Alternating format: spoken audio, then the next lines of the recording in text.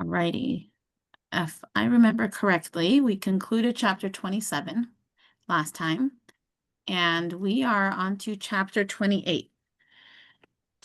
We're generally dealing with a section of Tanya that's talking about difficult emotions, right? The Tanya set forth a premise at the beginning of chapter 26, which is, this whole section, basically letting us know that the only way to truly succeed in doing the right thing is to be positive. If we are dragged down, sadness, depression, difficult feelings, we're not going to be able to succeed. No matter how capable we are, no matter how many good things we have going. It's kind of, the Tanya gave the example of the two wrestlers who one might be much stronger and more experienced than the other, but if he's really sad and depressed, then he's not going to succeed. I heard today another variation of this. Imagine you have two cars. I don't know who's the maven on cars, but let's say you have two cars. I need an example of like a really fast, strong car and then a really not very fast car. Anyone? Corvette. A Corvette versus I don't know. two cars racing each other. So the Corvette, what's the other one? As a Volkswagen. Okay, Corvette versus a Volkswagen. Which one would you assume is going to win? Corvette. Corvette. What happens though if the Corvette's out of fuel? Right? No matter how strong or fast of a car it is, if it doesn't have fuel, it just can't go.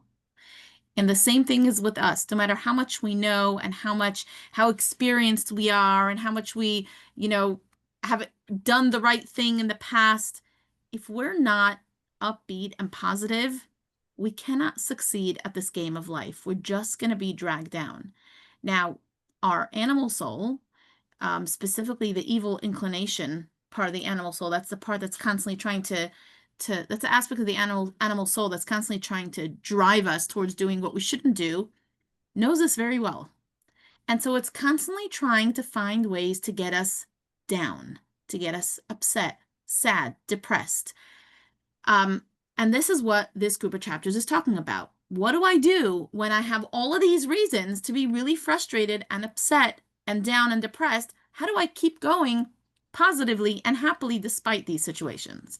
So, in chapter 26, we had a long, long, long discussion about, dealing with difficult circumstances, whether they're external circumstances, things that are happening that are negative. We spoke about internal circumstances, like bad decisions that I've made that get me down. Last chapter, we spoke about distracting thoughts. And this was very interesting. And we could continue the discussion at some point if someone wants to bring it back up. But it was the idea of being frustrated with like the drag of life, of feeling like I never really get there. I'm always working so hard to do the right thing, and it just never gets easy. So we start feeling like, what's the point if we're never going to reach a destination? And the Tanya spoke about that and spoke about you have to realize the point is the struggle. Embrace the struggle. Stop fighting the struggle. This is the point. We were born to wrestle with evil, to struggle, and to succeed. And every battle that we win, every battle that we succeed at, we've been fulfilling our life's mission. So instead of letting these things drag us down, see it for what it is, and you can keep going. And you can keep going happily. These things can actually bring you joy. In this chapter, we're going to continue on that same theme with a little bit of a different twist. This chapter is going to talk about what happens if I'm being dragged down because of, I would call it in modern lexicon, imposter syndrome. I read somewhere that 70% of Americans struggle with imposter syndrome. Imposter syndrome is where I feel like, you know, I'm not the real deal. I'm not really what I pretend to be. I'm not really what people think I am. People think I am, you know, I don't know, so smart, so capable, so organized, so whatever. And I'm not really that, right? So I thought that was an interesting statistic. I wonder, I have to research it some more. But Here we're talking about imposter syndrome when it comes to Judaism.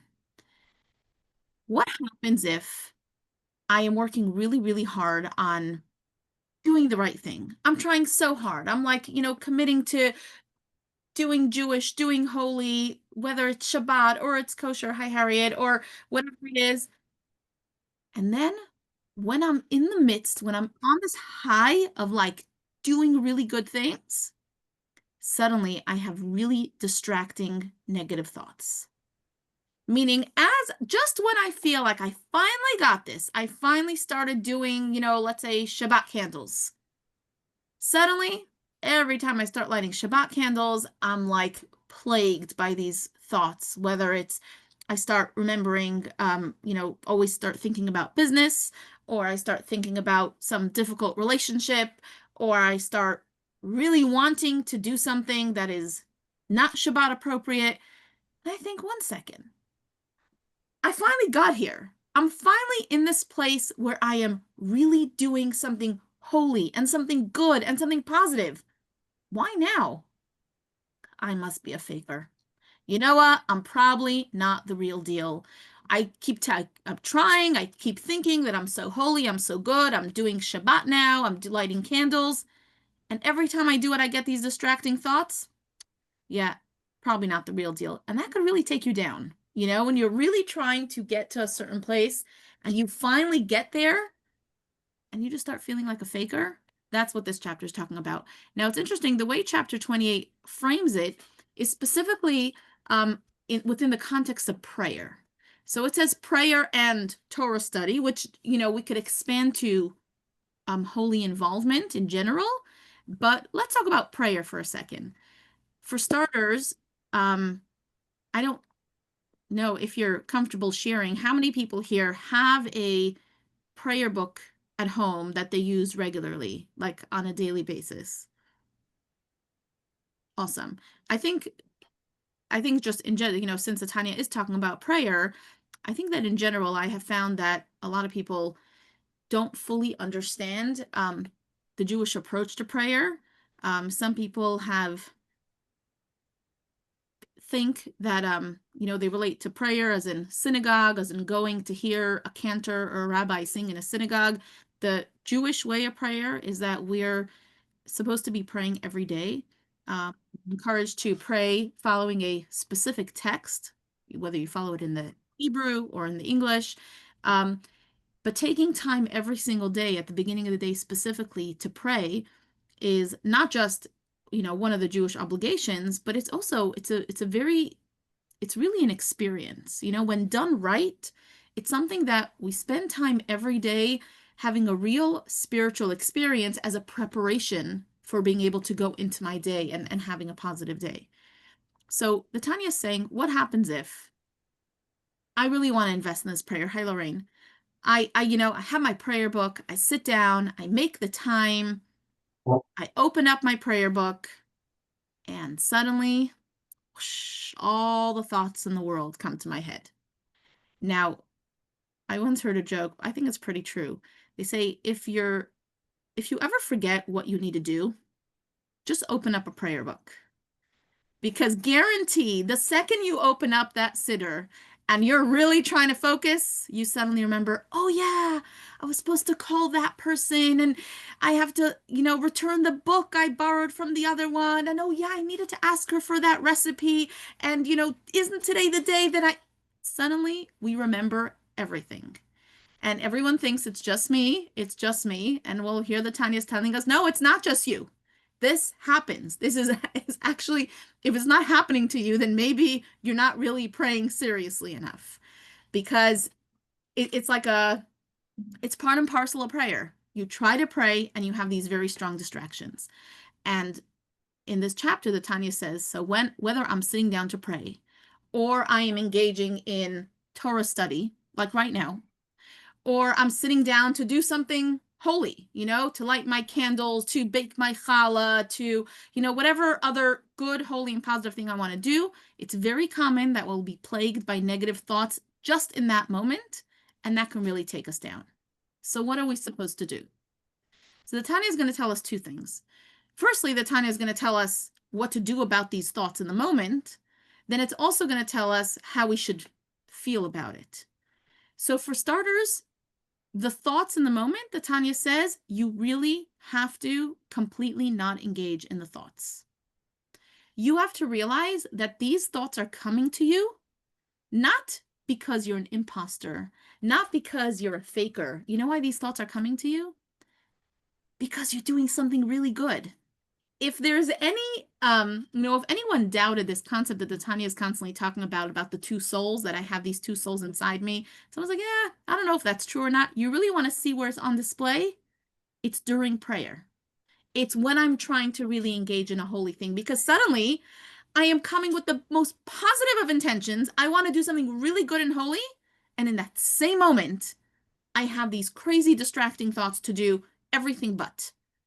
That is the two souls on display clearly. The one soul that just wants godliness, and the one soul that just wants, personal comfort and everything else about me. So the Tanya says what you need to do firstly is don't engage. Recognize that this is your animal soul waking up because it smells that you're into something good right now, and it's gonna try to fight you.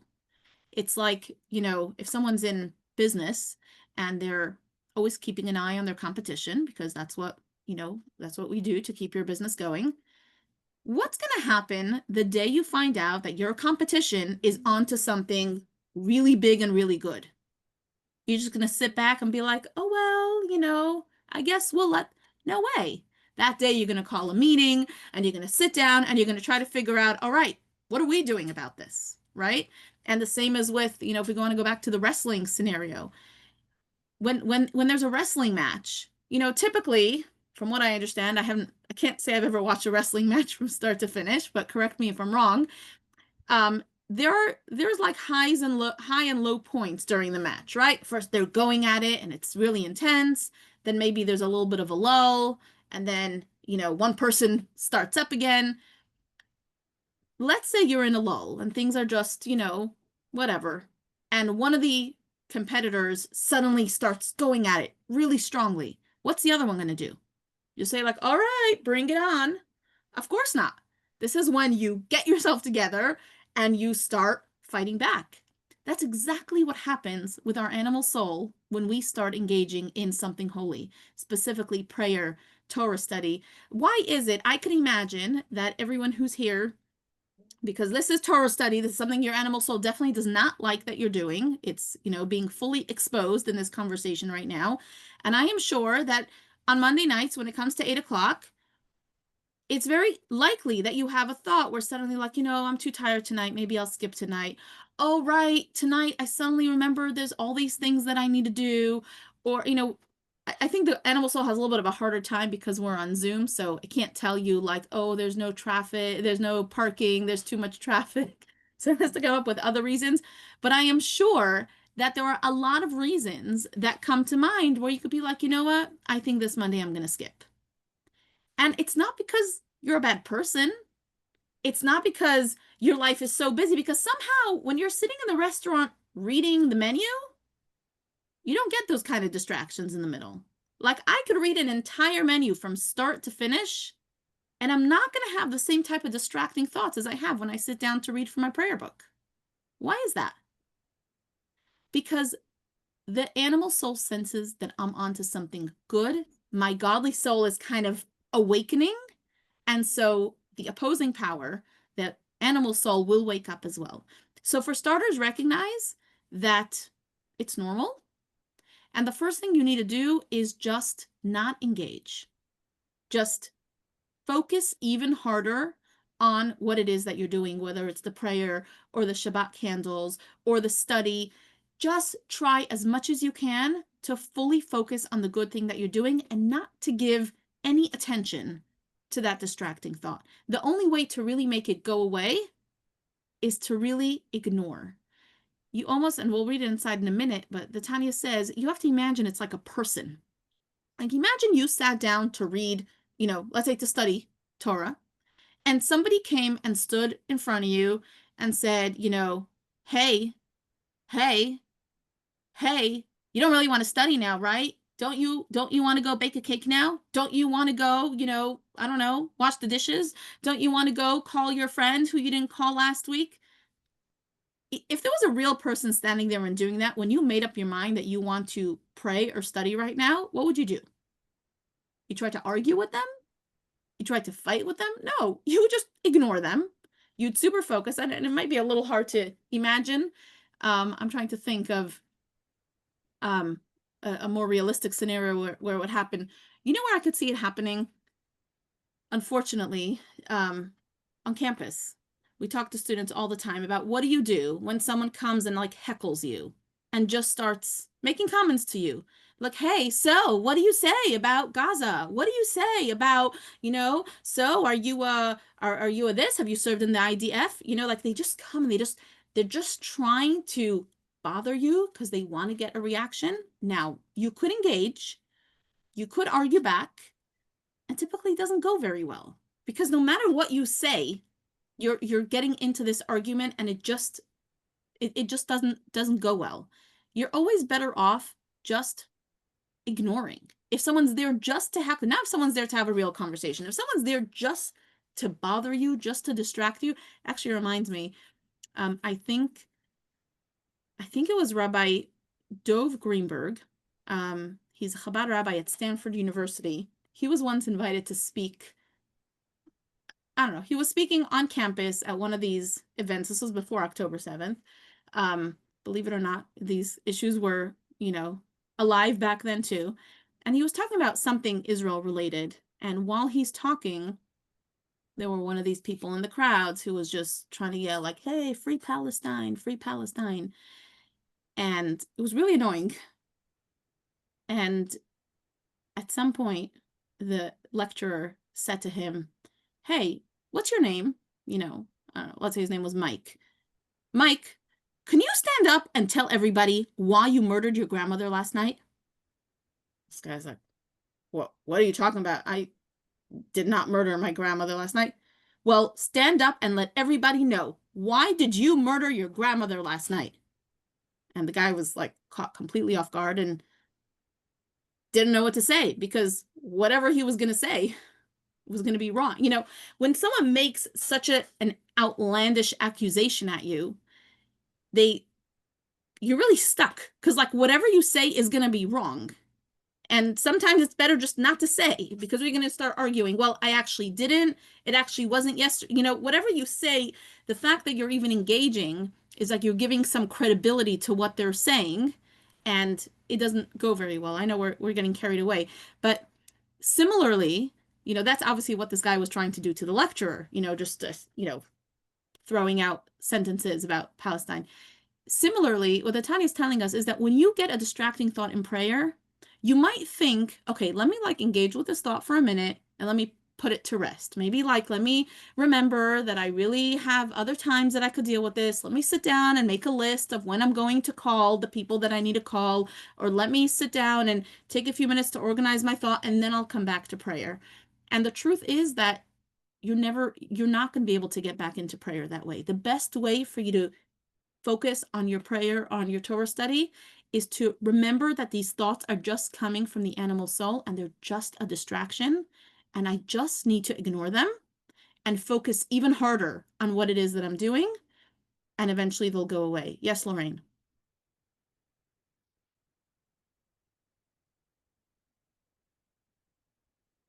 Can't hear you?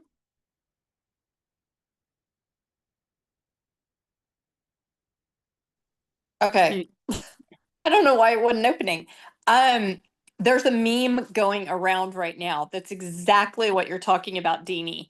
And there are these two people, and the first one says, "You know the way to true happiness?" And the second one says, "No, what?" And he goes, "You just ignore all the idiots in the world." And the other one says, "That's not the way to happiness." And so the first one goes, "Huh, I guess you're right." And he walks away. And it's like, there you go. And it's exactly what you're talking about with the heckler, right? Like you just can't engage. Because there's no way to win when you're talking to someone like that, you know? And Yeah. Anyway, it's just funny. There's a little meme right now. Yeah. Thanks for sharing that. So I'll tell you in short, and then we'll read it inside. In short, the time tells us, number one, recognize what it is and just ignore it. Don't engage with the thought. And the second part, which is in a way the more important part, going back to this thought was taking me down. I started feeling like a faker. I started feeling like an imposter. Why is it that finally when I'm doing the right thing, I'm getting all these thoughts? Tanya says, well, actually, the fact that you're getting these thoughts is a good sign. That means you're doing something good. I remember when I was new to the position of elementary school principal back when we lived in Connecticut, it was the first time I had like a very, I guess, high profile position. Like I had all these, hundreds of people and families who suddenly knew my name and a whole bunch of people who wanted to talk to me. And it was a very new experience for me. I like stepped into this position at a pretty big school. And one of the things that was so hard for me was that I felt like I couldn't make everybody happy. There were always someone who was going to be annoyed. Like maybe the teachers were annoyed because I was trying to enforce something that, they weren't used to. Or there were parents who were annoyed because I was, taking a stand with something their child was doing that wasn't exactly how they thought. And I had a really hard time with it. Like I don't like to be, no one likes to be disliked, but I definitely wasn't used to being disliked. And I remember someone said to me, like, this was my mentor at the time who had been a school principal for a long time. He's like, you have to realize when you're in a position of power and you're actually working to do good things, there's always going to be people who dislike you. Because if there's no one who dislikes you, that means you're not doing things. Meaning, if you are working to get something done, opposition's always going to happen. You're never going to get everyone to love what you're doing. The only way you could get everyone to love what you're doing is if you don't do anything.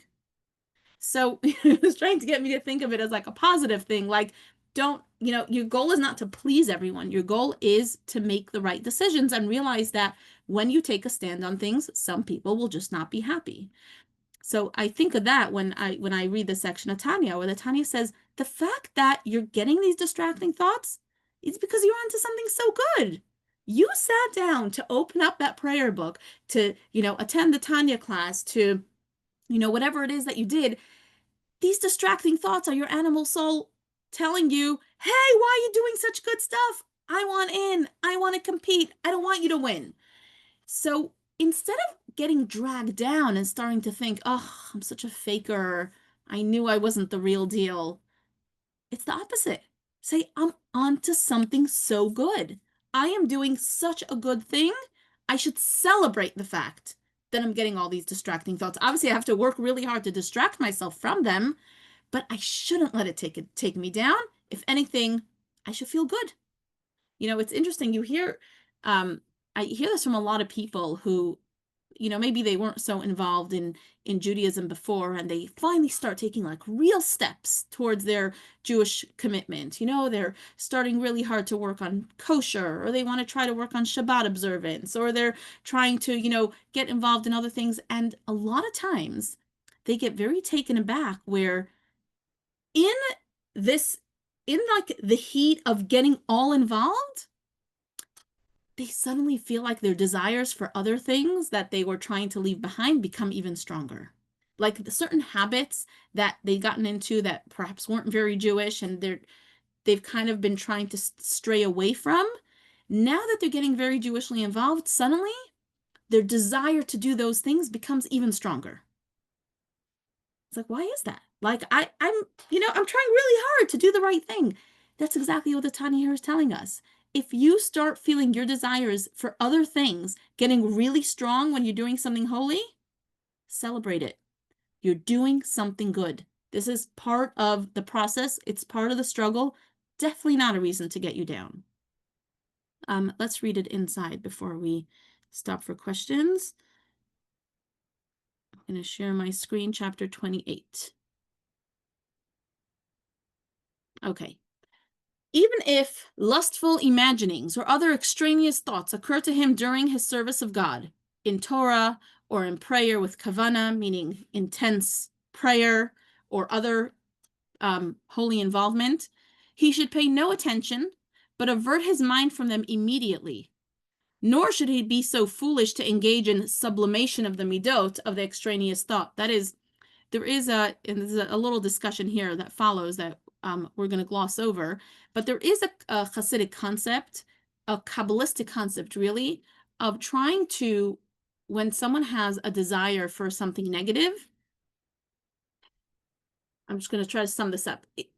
The Kabbalistic belief is that the core of all desire ultimately is holiness. You know, if you separate the negativity of the desire and you just look at the root of the desire, it really, if you can separate it out and kind of find the holiness. An example given is, for example, if somebody is lusting over something that's not appropriate and not okay, but let's say it's something very beautiful, and what they love about it is that it's just so beautiful, even though they know it's not kosher. So there is a concept of sitting and meditating on what it is that I'm lusting after. What is it that I really want? I really want beauty. Well, let me sit now and realize that the ultimate beauty and the greatest beauty is really godliness. So why am I lusting after something that's only minimally beautiful when I can lust after God and have the ultimate beauty? It's an old Kabbalistic concept. Now, the author, the Tanya here, is saying, don't think that that's your job. You might think that when you're praying or when you're involved in holy things and you start having these other desires, if you sit and you meditate on them and you separate them out and you start figuring out exactly, how to separate your desires from the evil, and the author of the Tanya says, no, that's not your job here. Actually, that's a job only for someone who's on the level of a tzaddik, someone who has the ability to really see the bigger picture and to see beyond the everyday desires. But for the average person, the aspiring Benoni, which is who the Tanya is talking to, says your best bet is to just try to ignore these thoughts and not to work on, this is what it says, the sublimation of the midot, the hala'at midot. So that's what this part's talking about. What you need to do when these thoughts come to you is just push them away. Ignore them. Keep focusing on what you're focusing on. I'm going to skip a little bit ahead. Nevertheless, okay, so this is the second thing. Firstly, ignore them. Secondly, nevertheless, he must not be downhearted or feel dejected and despicable because of this occurrence of extraneous thoughts during the service of God, when he ought to be joyous. On the contrary, he should draw fresh strength and intensify his determination with all of his power to pray with concentration, with even greater joy and gladness, instead of being taken down and say, "Oh, I knew I was just a faker. I knew I couldn't do this kosher thing. It was all, I was just pretending." Say, "No, let me do this even more." In the realization that the foreign thought that occurred to him derives from the klipa and the left part of the heart, which wages war within the Benoni against the divine soul within him. It is known that it is the way of combatants to seek to destroy one another, and similarly of wrestlers who aim merely to topple one another, that when one is gaining the upper hand, the other likewise exerts himself with all the resources of his strength in order to prevail. So just like in a competition, when one is winning, the other one will, try really hard to win more.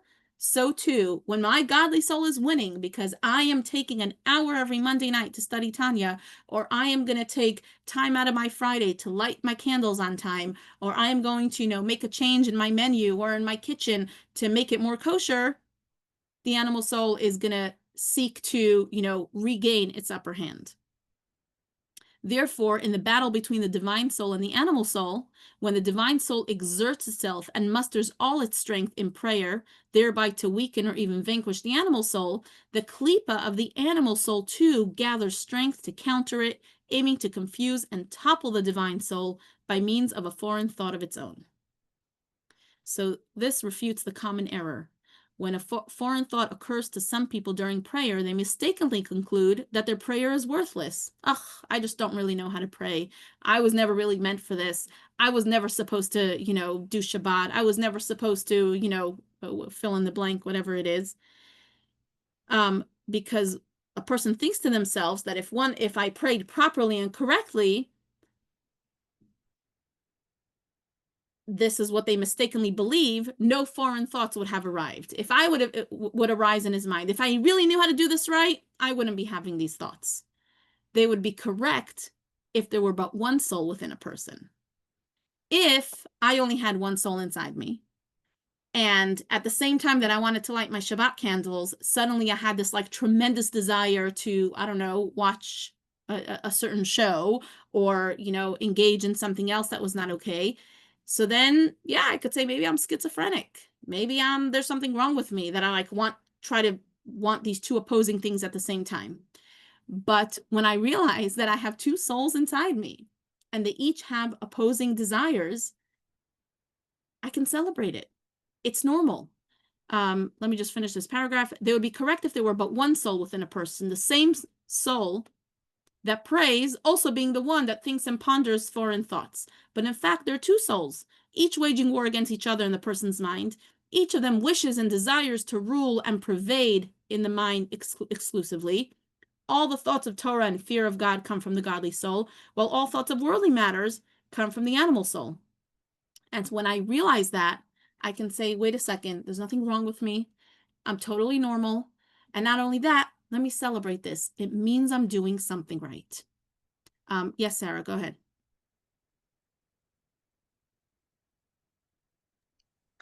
Okay, so just two-pronged. First part is kind of short. Does this apply for rabbinical mitzvot as well? I would say, yeah, I would think yes. It doesn't okay. differentiate here. Okay.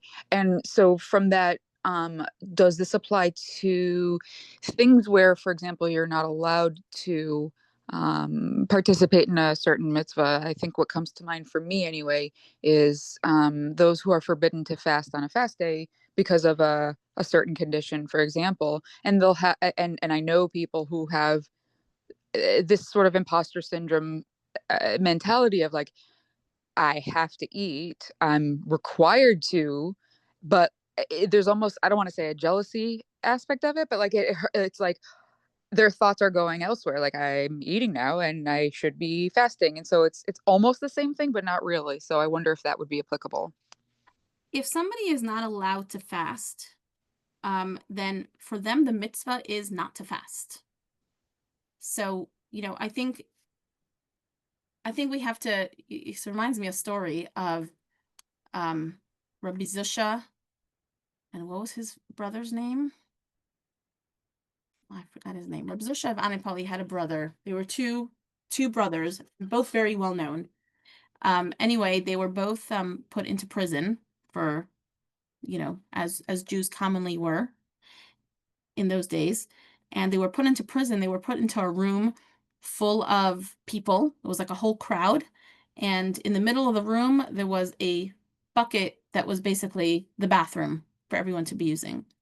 And Reb Zusha and his brother were talking, and one of them says to the other one, why are you so down? You look so sad. You're not supposed to be so sad. We're supposed to always serve God with joy. And he says, yeah, but I can't, there's a law in the Torah that says that in the presence of waste or in the presence of a bathroom, you can't study Torah. You can't even entertain Torah thoughts. Like, don't think about God in the bathroom. So he said, it's so frustrating that we're here and I can't even think godly thoughts, which is what I would want to think about when I'm in such a terrible environment. So his brother said to him, but don't you realize that that's a law as well? The concept of not entertaining godly thoughts in presence of waste is a mitzvah. So you get to do this mitzvah now. So don't be upset about it. You should celebrate it. So the two of them got up and they started dancing. They're dancing and they're dancing and they're celebrating. And the guard looks and he's like, these two Jews, why are they so happy? They keep looking at that bucket in the middle of the room and must be making them way too happy. Let's get that bucket out. We have to get them down. So they go in, they take the bucket out of the room, and now, of course, they burst out into a dance again, like, whoa, yay! Now we can finally think Torah thoughts, and they're dancing again, and obviously the guards were just left scratching their heads, not sure what to do with them. The idea is that when someone cannot fulfill a mitzvah because, like you said, someone cannot fast because of health reasons, for them, the mitzvah is not to fast. So instead of just feeling like, oh, I can't do this mitzvah, no, I could do this mitzvah by not doing it, because in this case, this is what my commandment or requirement is.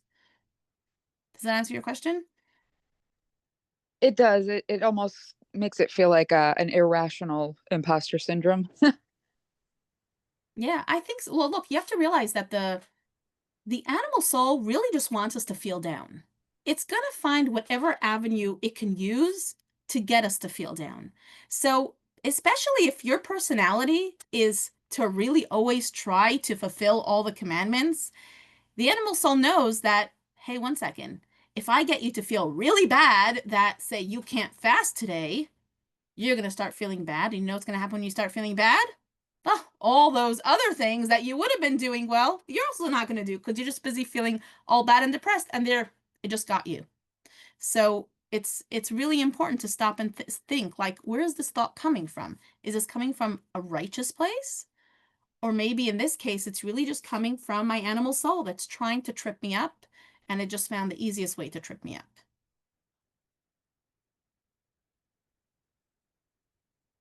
Anyone else?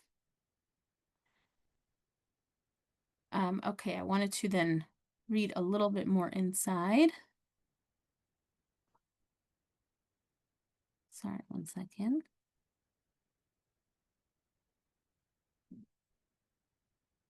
Trying to share my screen here. So Okay, it's gonna, not to think about God when we're in the bathroom is a mitzvah.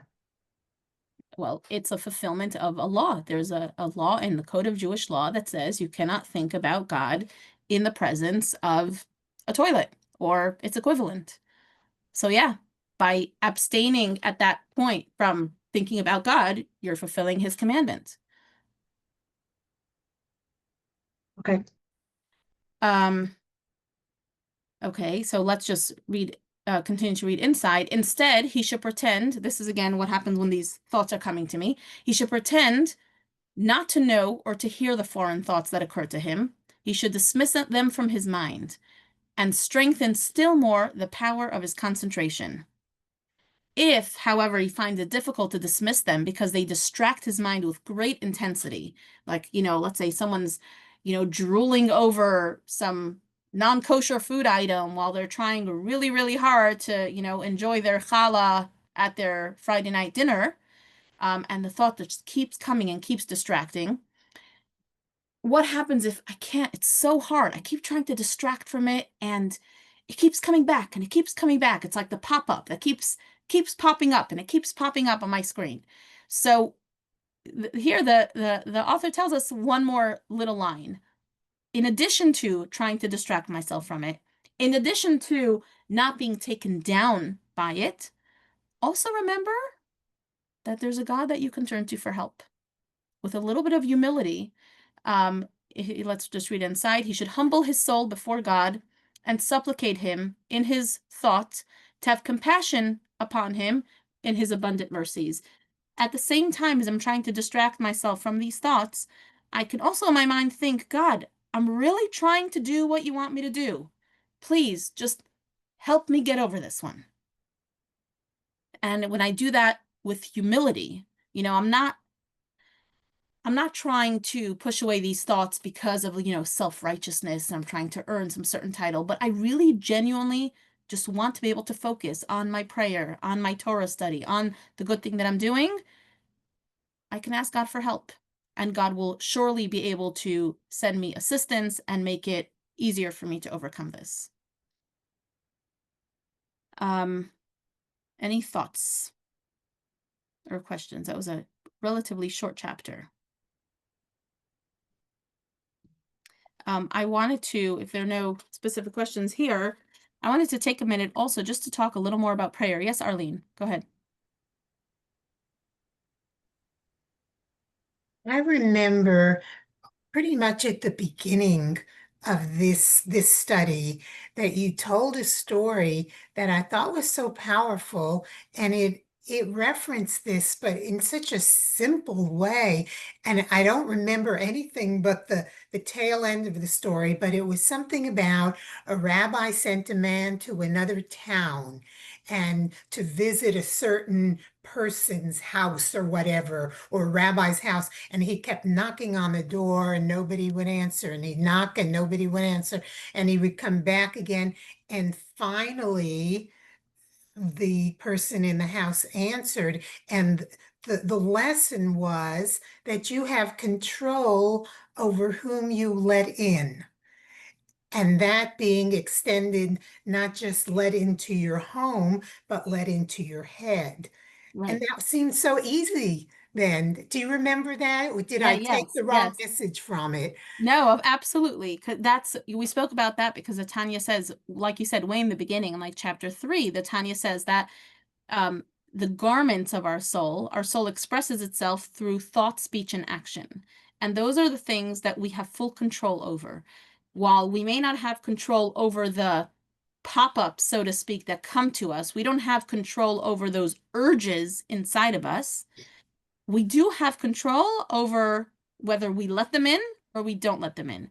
So ultimately, a person could control what they say, a person could control what they do, and a person can also control what they actively think about. And that's where, you have to really discuss it to fully understand it, because everyone's like, what do you mean? I can't control my thoughts. So the Tanya says you can't control the thoughts that come at you, but you could control the thoughts that you choose to entertain, right? When the thoughts, so that's where we gave that example where someone Mm, could be knocking on your door, knocking on your door. If you remember a few years ago when we were still having these, hopefully today everyone has pop-up blockers, but when you were browsing the internet, you'd get these like pop-up windows, and there was nothing you yeah. could do except click that little X. Yeah, The so you hear question the is, knocking. You can hear right. the knocking, and that's the So you can interference choose to with your like thoughts. focus on it and be like, oh, they're knocking. Oh, they're knocking. Should I Yeah, let them yeah, in? Should I not let them in? Who's knocking? Let me just go peek out the window and see, right? yeah, Or you could say, you know what? Let me go pick up this, 1,000-piece puzzle and throw, or whatever your equivalent of that is. And I'm really going to throw myself into that so I can fully focus on this. And while I'm going to keep hearing the knocking in the background, I'm really going to choose to actively keep my active thoughts away from it. So yes, generally that's always the Tanya's approach. I think the additional twist in this chapter is that Tanya's telling us don't let yourself get depressed over it, because some people might think like, okay, I work hard to control my thoughts, but the fact that these thoughts keep coming to me means maybe something's wrong with me. Like, why is it that I keep wanting these awful things that I know are not okay? Like, I would think that at a certain point in life, I reached a stage of maturity where I shouldn't desire that anymore. And for sure not when I'm praying. I mean, I'm engaged in prayer, I'm engaged in Torah study. Why is it that right now is when I have to think about, I don't know, the cheeseburger or whatever it is? So the Tanya's saying, no, like, don't beat yourself up over it. It's totally normal. So long as you're alive, you're going to have two souls inside you, and they'll constantly be battling each other. And your job is to be the gatekeeper. Don't let it in if it's the wrong one, right? It can keep knocking. Don't let it in, and don't become depressed over it, because it's just a sign of life. Carolyn, go ahead. Oh, thank you. This is great. Um, some of us have learned the term evil inclination when things come around, and I'm wondering if you're using the term the animal soul, where it's really part of us and it's just a more primitive, less rational side of us that's making us think about the brownies instead of doing whatever it is we have to do, or is that two different things? So I'm glad you brought that up. Generally, the Tanya talks about the two souls, meaning those are the two active living parts within me. When we say the evil inclination, it's an element of the animal soul. It's that, look, the animal soul is the drive for everything that's not godly. So the drive to eat and to make money and to be comfortable and to go on vacation is all the animal soul. It's not necessarily evil, right? It's also, when taken to all the way to extreme, it will also lead to negative desires. But the animal soul is everything that governs me, that's me centric and not God centric. The evil inclination is kind of that element within the animal soul that's trying to constantly talk me into doing things that I'm not supposed to be doing. So they really are synonymous in many ways, except the animal soul is a much more robust, you know, concept than simply the evil inclination. But are you using them in a different context? Like, everything you've told us so far, could you substitute it for evil inclination or no? Most of in this particular case, I think yes. You know, Okay. in this case, the evil inclination is kind of trying to derail you and detract you from, focusing on the right thing. You definitely can. I think understanding the whole doctrine of the animal soul helps us understand it better. Like, why would the evil inclination care so much if I'm doing something good? But when I understand that there's these two souls inside me that are constantly battling, and when one rises, the other one tries to overcome it, it helps me understand more, like the more rounded picture of why it is that I keep having these battles. But it's not always evil, it's just a distraction, but I'm not going to commit a crime by. Right. Okay. So that's the interesting thing about when you start understanding the way that Tanya defines animal soul is when you start realizing that it's not, holy and evil. There's like holy and unholy. And as soon as I dwell in the unholy, it also can lead to evil because no one wakes up in the morning saying, I want to rob the Bank of England, right? It takes many steps of like giving into desire and giving into lusts and giving into things that kind of seem okay. They're just, I'm just giving into just letting my desires overtake me.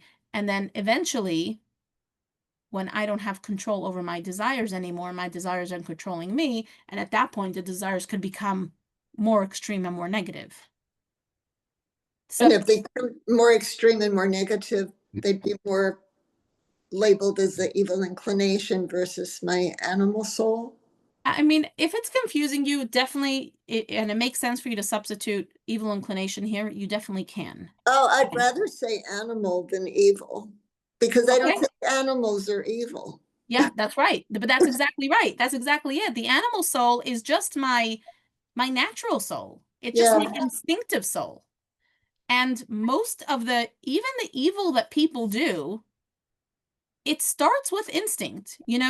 When if I walk by a stash of money, my instinct is that's a lot of money. I really want it. Let me take it. Right? It's only because, and I mean, that's what a child would do, right? A child sees it, wants it, takes it, doesn't ask anybody. Now, over time, we were trained many times as when we were children that that's not okay. You have to find out who it belongs to, and you have to get permission from that person, and you don't just take things that don't belong to you. And as an adult, as a mature and um what was the word? Rational. I was going to say rational.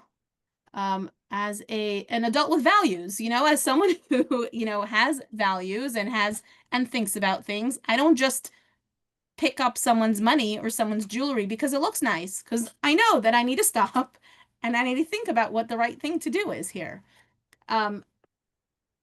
If that instinct to just take what I want goes unchecked, and no one ever taught me that that's the wrong thing, and I never had to exercise self-control over it, so I'd be walking around robbing people, right? If I keep giving into what I just want without stopping to rationalize and to think, is this right? Is this correct? Is this moral?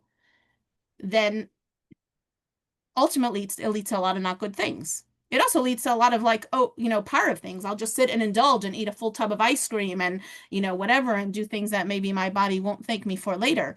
But also, ultimately, it leads to evil because evil comes from just following the instinct without putting down boundaries.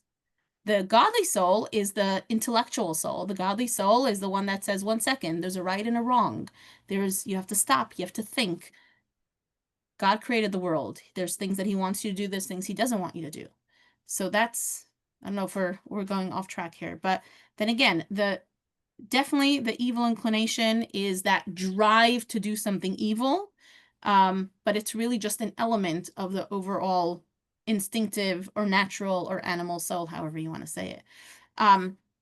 We've mentioned this before, but I think it makes sense to mention it now also. When in the story of Rebecca, when Rebecca was expecting, and it's the first, I think, detailed description in the Torah that describes an expectant woman. And it says that she had a lot of pain and she was very disturbed. And she went to consult with the sage, Shem, who was the sage at the time. And she told him, I don't know what to do. I'm having so much pain. And tell me what's going on. And he looked at her and he said, well, actually, you're expecting twins. One is going to be a righteous person, and one's going to be a man of the field, a hunter. And she said, thank you very much. And she was so relieved. The story doesn't seem to make much sense. Like, what? Firstly, if she was having pain, then she was still having pain after he told her this. Why is everything all good once he explained this? Secondly, if she was disturbed, because the Medrash tells us that the reason she was so disturbed is every time she would pass by a place of holiness, she felt kicking. And then every time she passed by a place of idol worship, she felt kicking as well. And she was thinking like, oh my goodness, this child is schizophrenic. Like, what kind of baby am I having? And when the sage told her one's going to be righteous and one's going to be, wild and wicked, she felt better. And why should she feel better if she knows she's having a child who's wild and wicked? Like, who's going to feel better when they hear that? And the Hasidic explanation tells us that what bothered her most was it kind of seemed like this baby is going to be schizophrenic, for lack of a better word. Like, this baby is just a confused child. Like, it wants holiness, it wants unholiness, it's just all over the place. And when the sage was able to explain to her that no, you have two children, one is going to follow this path and one is going to follow this path, she was comforted because she realized that it's okay. I can have two kids who are different from each other. It's not the same one who's all over the place. And that gave her comfort because she realized that it made sense. Each one could follow its own path. A lot of what the Tanya is trying to do here is to tell us, like, remember, these two souls live inside you. You're going to feel both. So don't feel bad when you're having these desires for negative things. It doesn't mean you're a bad person. It just means you also have this animal soul living inside you. When you just feel like following your instinct and not engaging in the right thing and the holy thing and something that's too difficult, you're just feeling lazy. There's nothing wrong about you. It's just you've got this animal soul living inside you. And yes, it could come at exactly the same time as you feeling like you're very inspired and you want to do something very holy. There's nothing wrong with you. You have these two, and that's why we just read inside. The Tanya said, if you had only one soul inside you, then you're right to be very disturbed. What's wrong with me? I'm such a hypocrite. One day I want this and one day I want that. I'm just a crazy person. But when you recognize that I have these two forces inside me, it should give you comfort and say, that's okay. It's totally normal. It's normal to struggle. That's part of life. It's how I was created. And now I need to get back to my job. And my job is every time to ensure that the godly soul is the one that overpowers. Lorraine, you wanted to say something?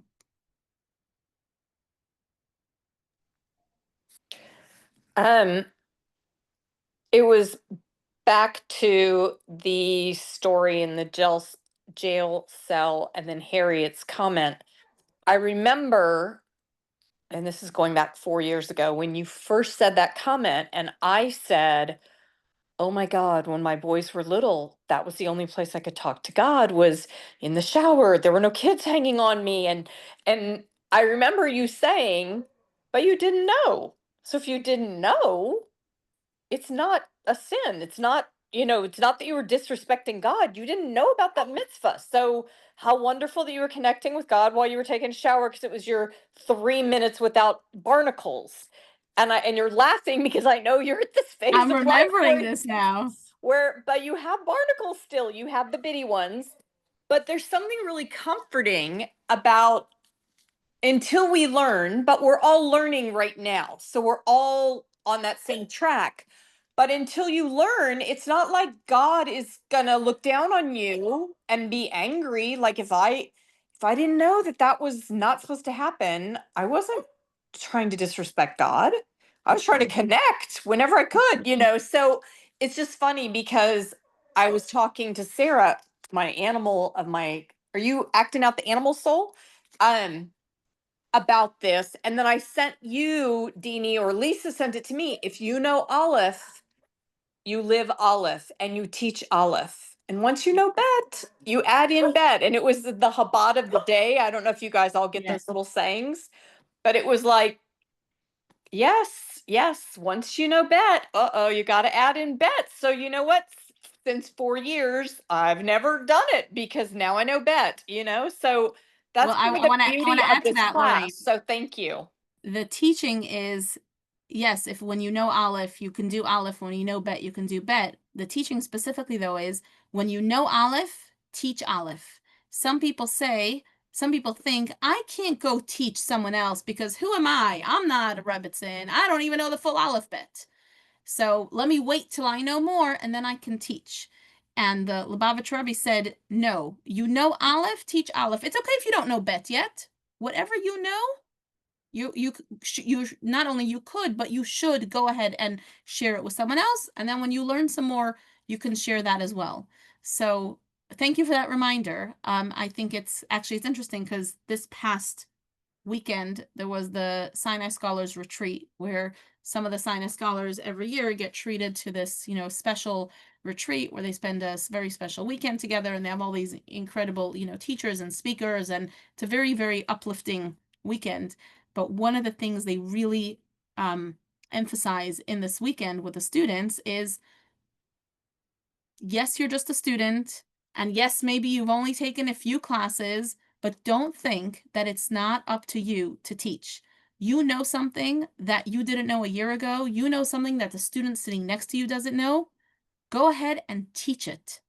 And don't worry if you don't know Bet yet. Aleph, teach Aleph. When you learn Bet, you'll be able to share that also. But thank you for reminding me of that.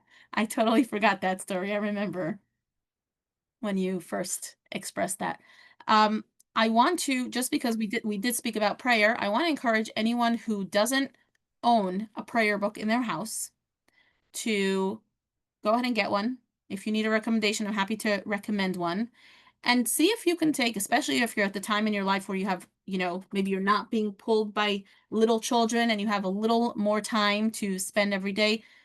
Dedicate a few minutes every day. It could be 5 minutes, it could be 10 minutes, it could be 15 minutes. Make it part of your morning routine to sit down with a prayer book and say a few prayers. Start your day with like this meditative experience of talking to God.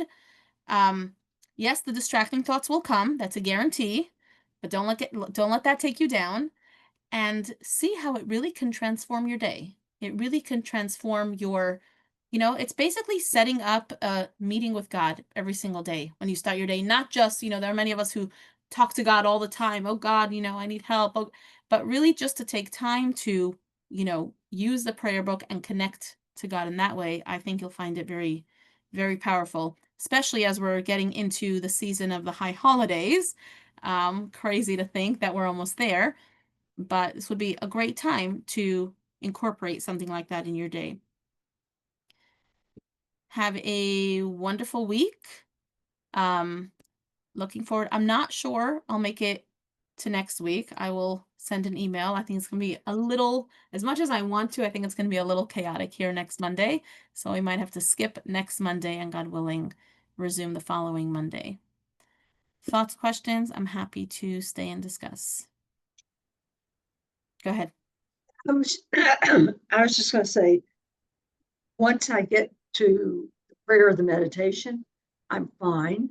It's all the things that come up. Oh, let me just do this. Let me just do that, which came to mind as we were talking tonight. You're saying before you start the prayer. Yes. Oh, I'm going to, I'll just go. Oh, wait. Before I do that, let me, so now it's not just the prayer. It's So I think it kind of knows where it's a very personal experience because our like animal soul knows us well and it knows where to catch us, you know? You know, for you it knows that as soon as you open the prayer book, it can't talk to you. So it'll make sure to disturb you before you get to the prayer book. You know, for me, it knows that it's okay if I open the prayer book because I could just get a whole bunch of distracting thoughts in the middle of my prayer book. So perhaps I'll be able to open up the book, but maybe I won't really get past the first paragraph without, an avalanche of thoughts. So, yeah, I mean, I found this chapter in Tanya in general just to be very uplifting. It's actually interesting. Let me stop the recording.